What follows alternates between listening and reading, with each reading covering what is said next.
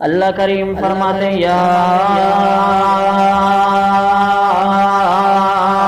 ایھا الذین آمنوا، او ایماندارو، او وہ لوگو جنہوں نے اللہ کی بھی تصدیق کی ہے، رسول اللہ کی بھی تصدیق کی ہے، او آمنو، او ایماندارو جو اللہ کو بھی سچا مانتے ہو، رسول اللہ کو بھی سچا مانتے ہو، اذا تناجیتم، جب تم آپس میں سرگوشیاں کرو، فلا تتناجوا بالاثم والعدوان،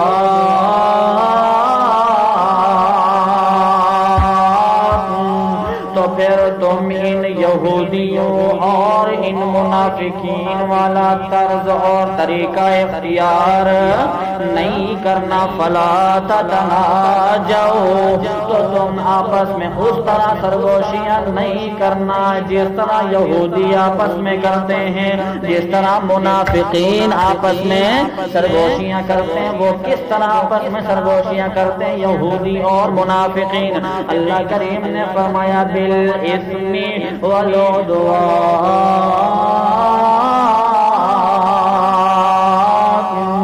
تو تم گناہ کی اور نافرمانی والی سرگوشیاں نہ کرنا، ومعصیت الرسول،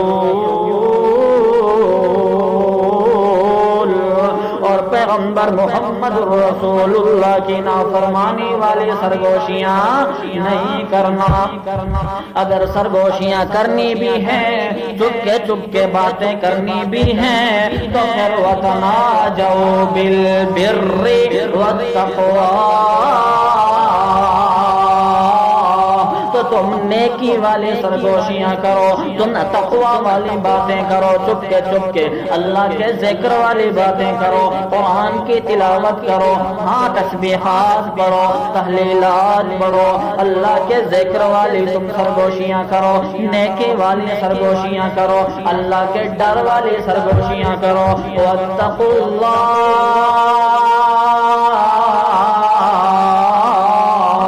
اور اے ایمان والو تم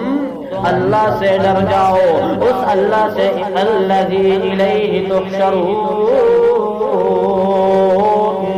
جس اللہ کی طرف تم سب کو جمع کیا جائے گا، تم سب کو اکٹھا کیا جائے گا، ہاں جس کے سامنے حاضری ہوگی، اس اللہ سے ڈر ڈر کے زندگی گزارو۔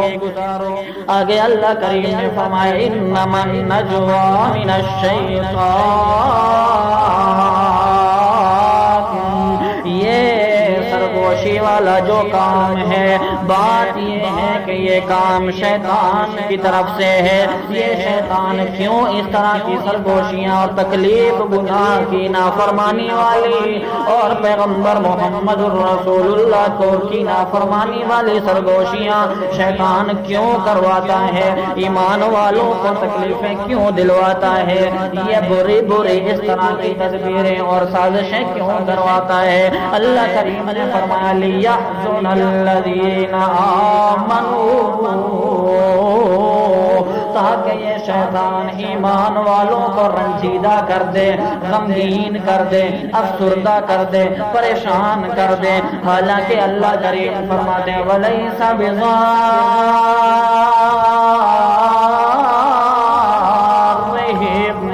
شَيْئًا،